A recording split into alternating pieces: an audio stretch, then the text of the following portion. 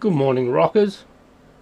Today I want to show you my 4 fingers of rhythm, and I tend to use 4 rhythm tracks almost in every song, but the trick to using 4 different rhythms is to try to keep them simple, and so you can overlay them and you can cut them in and out of each other without there being too great a difference between one track and the next. I don't mean rhythm wise, I mean volume wise and tone wise. So what I do first, I go to 140 beats a minute. I like to work at that tempo. It's a nice tempo for me. And the length, I like to do 8 bars of music, or 8 bars before the loop turns back around. The first rhythm I do is always going to be a very simple 3-drop snare and kick at the same time, and then an off-time hi-hat. So I have 4 fingers of rhythm. The first rhythm is a very simple 3-drop kick and snare on the 3. The second rhythm is a kick on the 1, snare and kick on the 3, and then a hip-hop beat, but not a normal 4/4 hip-hop beat. It's still going to have a 3-drop on there, so it sounds slower, but the rhythm will be a hip-hop rhythm. And the last one will be a sort of a pounding, driving, stepping rhythm. It could sound like techno, like 4 on the floor, a heavy beat pushing the whole thing forward. But as long as the last rhythm doesn't sound too synthetic, there's not too much danger of it sounding like a techno track. As long as the kick drum isn't completely synthesized, maybe you could use something that sounds more real from a real kit, and then that will give more life to the rhythm you're putting together. It's kind of funny too, because all 4 of these rhythms have their own hi-hats, and at least 3 of those sets of rhythms have hi-hats on the off beat, and possibly the last rhythm might have the hi-hat on the on beat, which kind of speeds up the whole sound of the drum rhythm. And I kind of reserve that for when the nice bass line kicks in, or when the chorus kicks in, or very much so for the end of the song, because I like to drive the tune home right at the end. Here's the first rhythm. It's just going to be a kick and a snare dropping on the 3, and then there'll be an off-time hi-hat in a second. This is what it sounds like.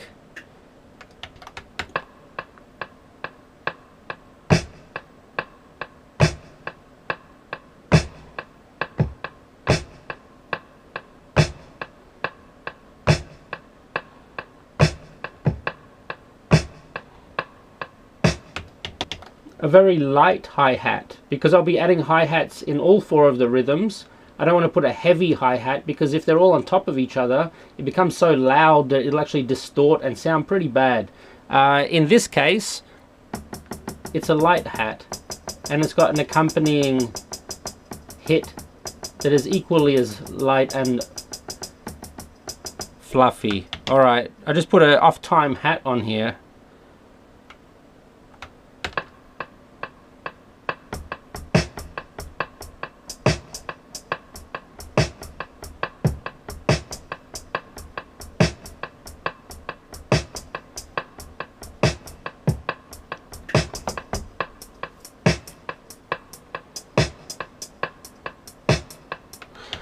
I don't mind when the hi-hats get quantized to be out of time, because they're still in time. They're quantized to 1/16. So even when they're not 100% on time, it sounds cool, because when I add hi-hats later that are on time, it fills in the rhythms that this one might skip. But listen to this hat.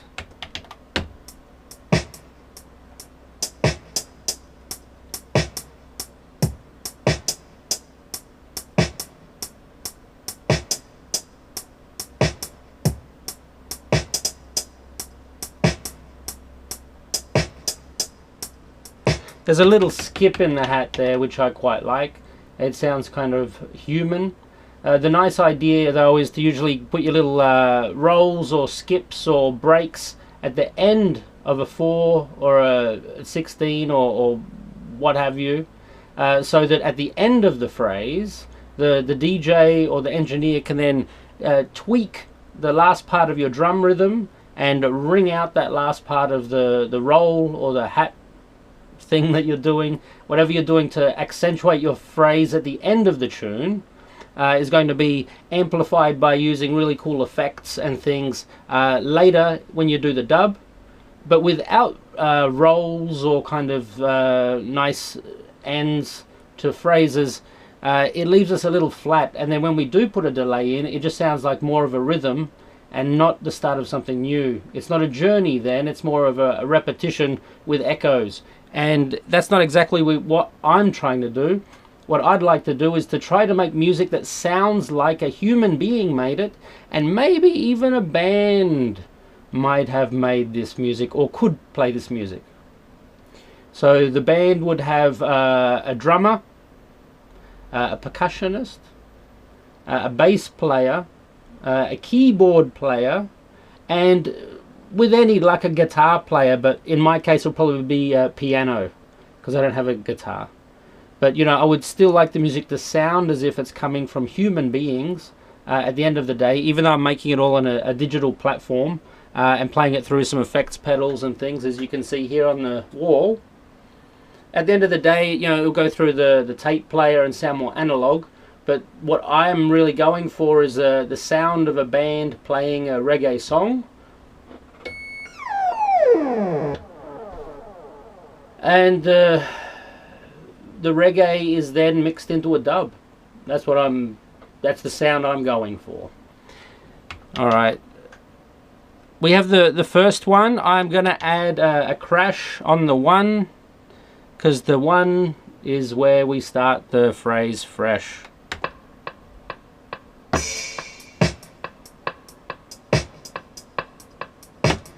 Alright, it's very, very minimal, very simple for the first rhythm.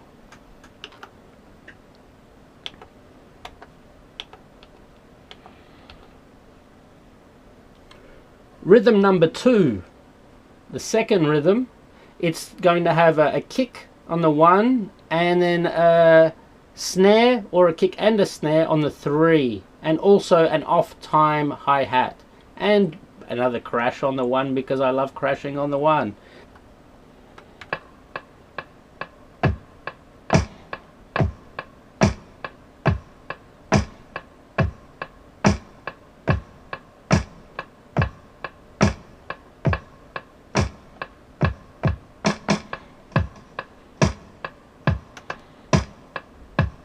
Because that snare sounds very unhealthy and kind of very digital and sort of dropped in tight, I'm going to take off the full level that you can see here on the MPC, so that the drum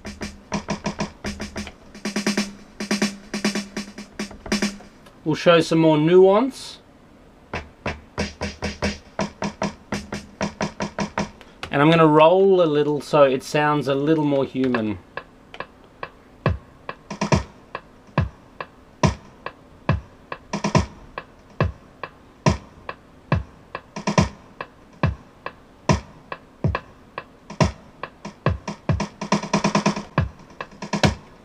It sounds like a drum march now, sort of like a military march, but I don't mind that. Here, I'm going to... Okay, that's the closest thing I have to a crash. Is a splash cymbal.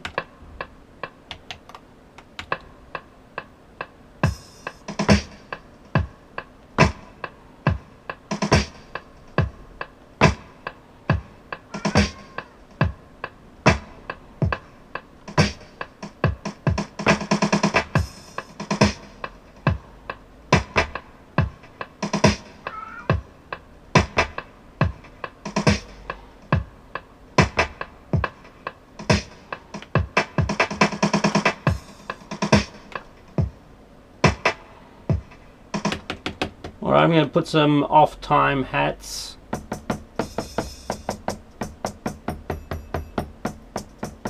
Okay.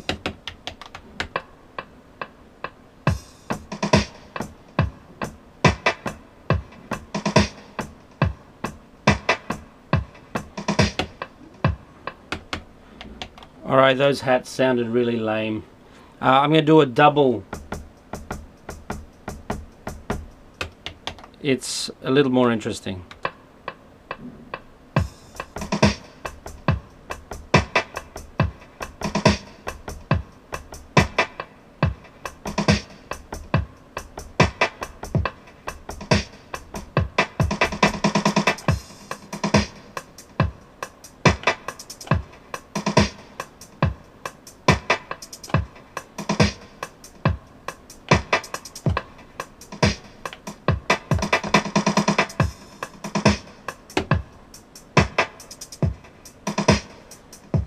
Alright, that's the second rhythm. The third rhythm, like I said, it's going to sound more like a hip hop rhythm. Here we go.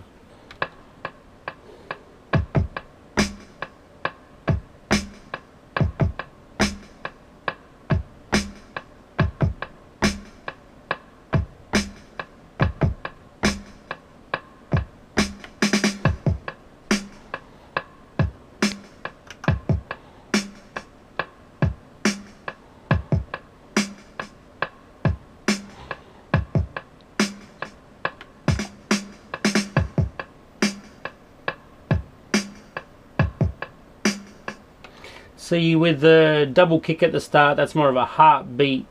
I'm not saying it's a no biggie, but it's a heartbeat, and it's more of a hip-hop beat. So I'm going to add some hats right here.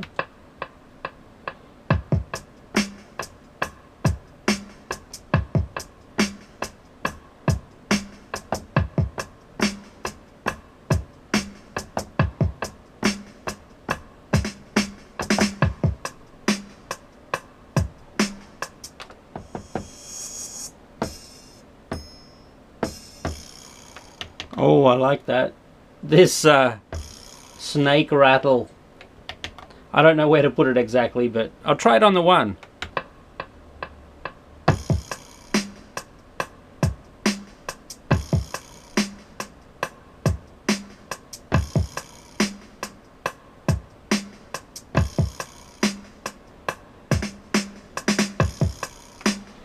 Yeah, it's got a gangster lean.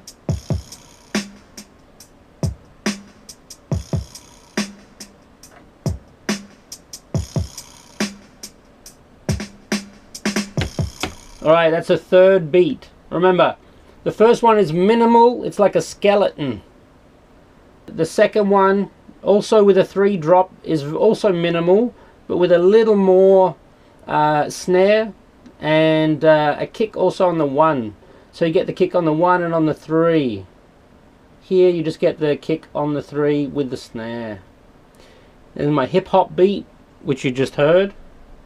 And the last one, it might sound like a techno beat to start with, but as long as I choose the right drum kit, it will be a nice driving, stepping rhythm.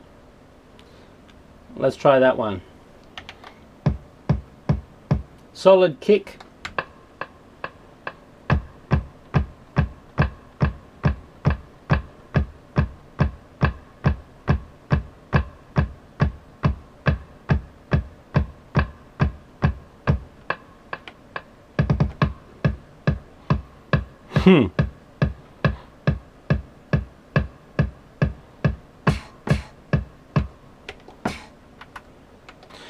That kit sounds a bit techno.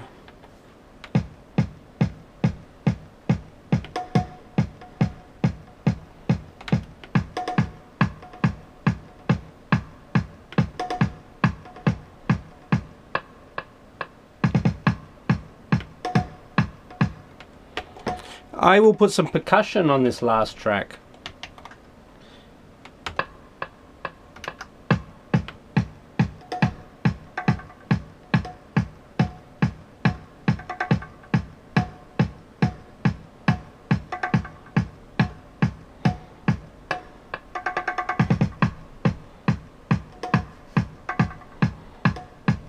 The reason it sounds like techno is because nothing is really dropping on the 3.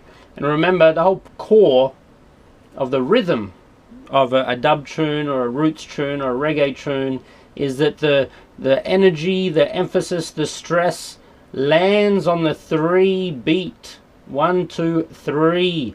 That's the place it has to drop. So all we're hearing here is just like bang, bang, bang, like a washing machine with a shoe in it. I know that's not really music, not in my eyes or ears. So I'm going to put percussion in it, maybe change the kit or something. But the real important thing is to drop something on the 3 and emphasize the 3. Alright, I've got a nice loud rim.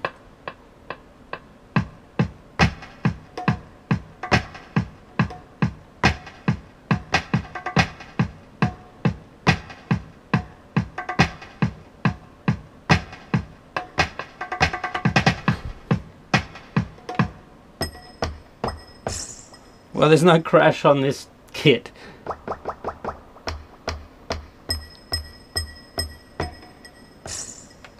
I might drop a little more percussion in though.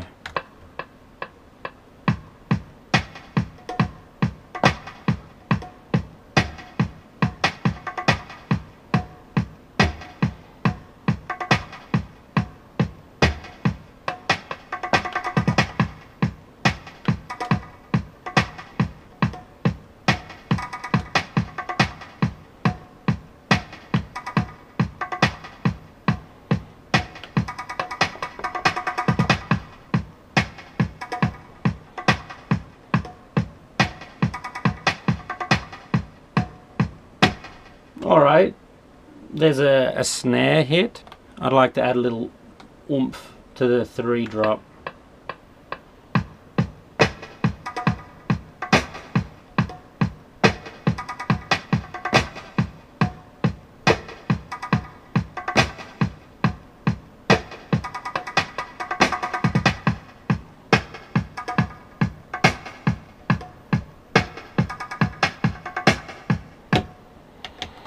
It may sound like techno music a little, but here's the point. That's a driving rhythm with a 3 drop. Every beat I've got here has got a 3 drop. 4 fingers of rhythm. Let's hear them. The first finger, the minimal finger, the skeleton finger, is just a 3 drop.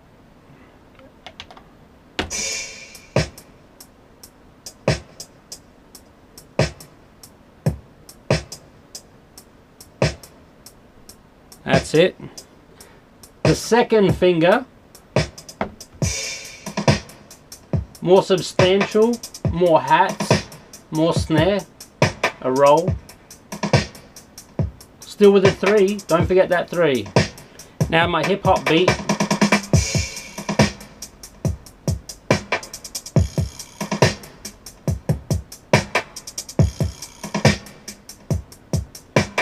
Alright, and my last one is that big fatty.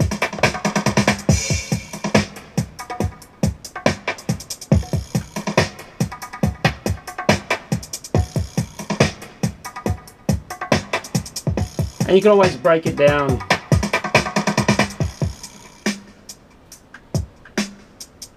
And then you can put in breaks and bits and pieces however you want in your tune. But these are my 4 fingers of rhythm. Alright, there is one final thing to this, because you can't have 4 fingers alone. You can't grasp anything, you can't grab anything, you can't get a hold of anything with just 4 fingers. You need a thumb. Alright, and it kind of sounds dumb to say this is the thumb of music. 4 fingers of rhythm. The thumb, well, I think you might be able to guess pretty clearly what the thumb should be in a type of music that is the originator of drum and bass. The final finger or thumb of old school Johnny's 4 fingers of rhythm technique is the bass. Without the bass, it's kind of hard to like drive everything home. You can use the whole rhythm section to make everything you want, and even in some ways the bass is a rhythm too. But the bass is the thing that's going to really be the guts, the pusher, the kicker that you'll get from this kind of music. I use a really basic synth bass to start with. I like to play it low.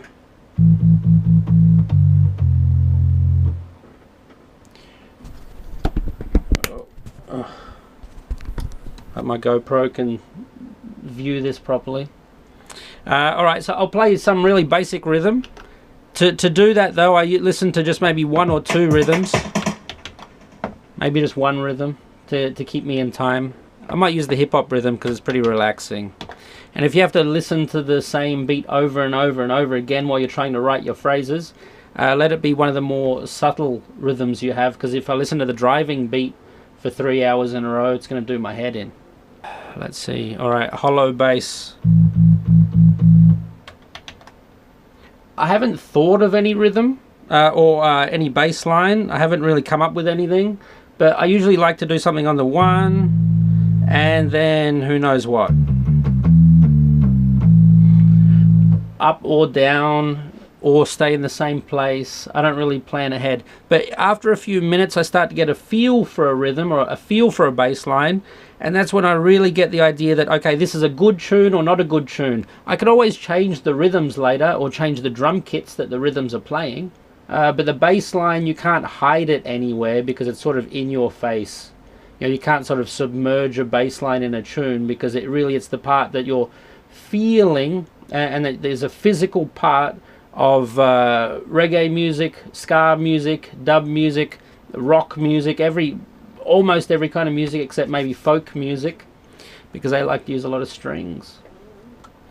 Really simple.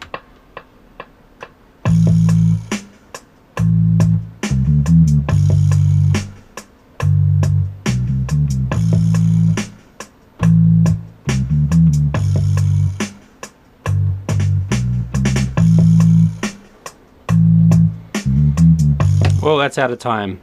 It's better to play the phrase over and over again, because at least your fingers get used to it, your hands get used to playing it, and you physically get used to keying it into your instrument.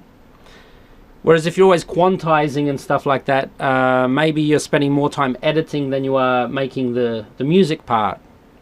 I always leave my quantize on 1/16 because I don't get too fancy. I sometimes take it off 1/16 when I'm doing drums, because 30 seconds make really fast hi-hats sound really cool, especially in drum and bass and fast music or up-tempo music. In this case though, I'll try to keep it simple.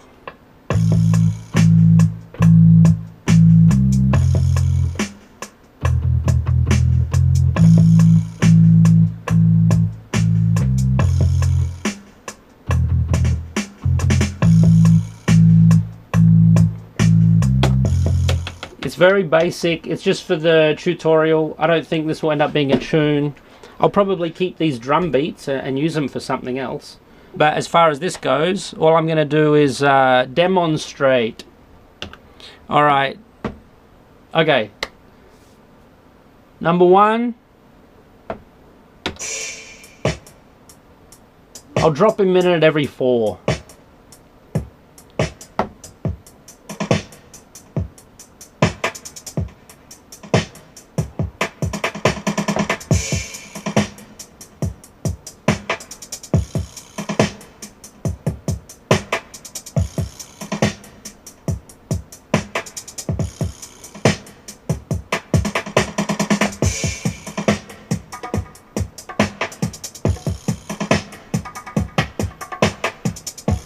Alright, I'll drop the bass in.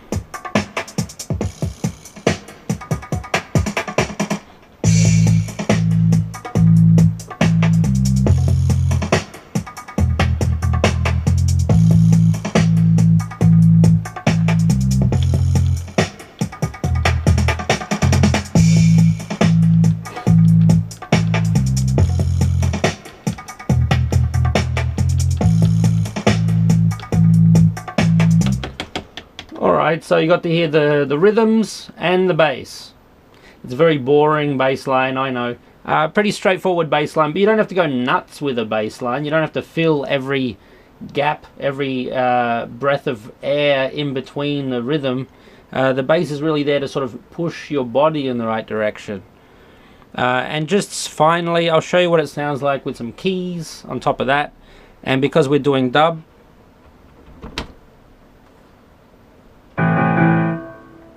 a good old-fashioned piano.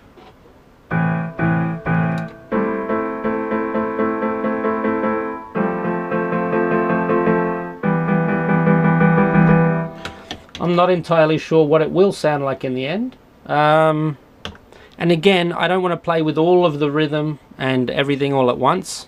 I'll try and keep it simple so I can really hear what I'm doing.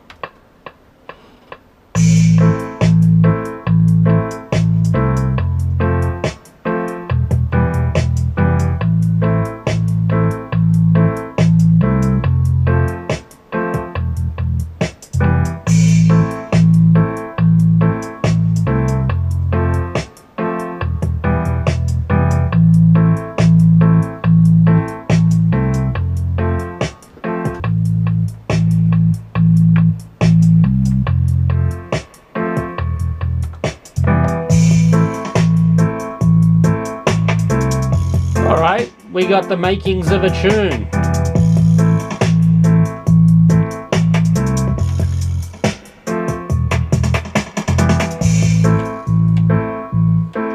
Alright, we've got the makings of a dub tune.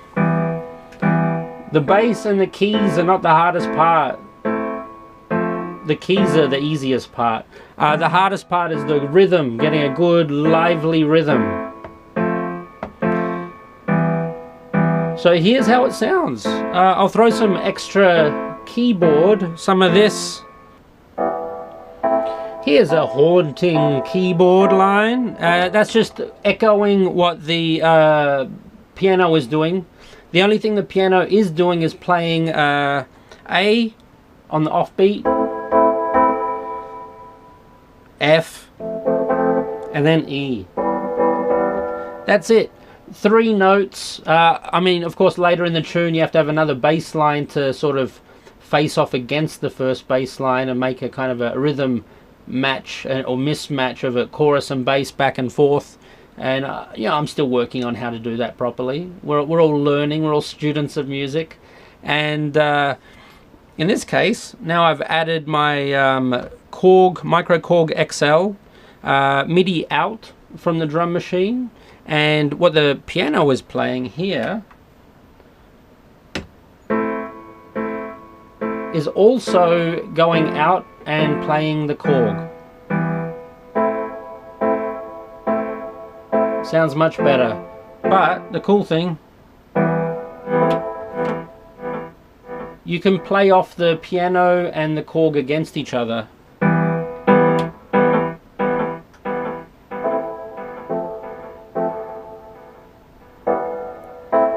Yeah, it's 2 instruments, but being played exactly the same.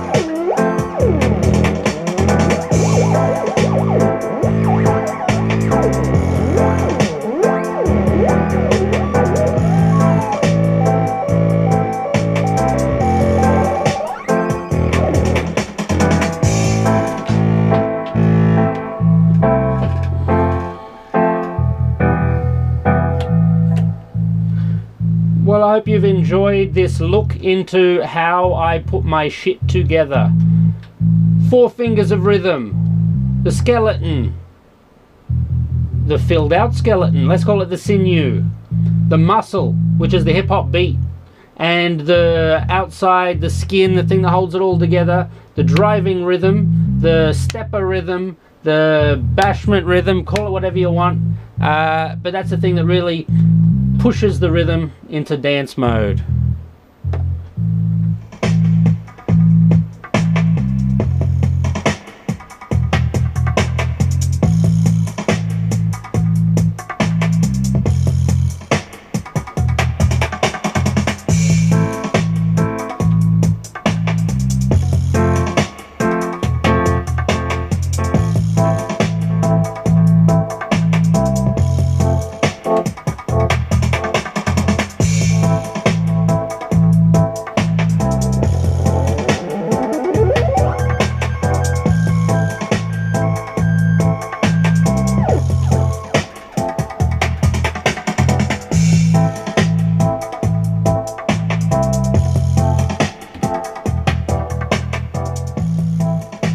Thanks for tuning in.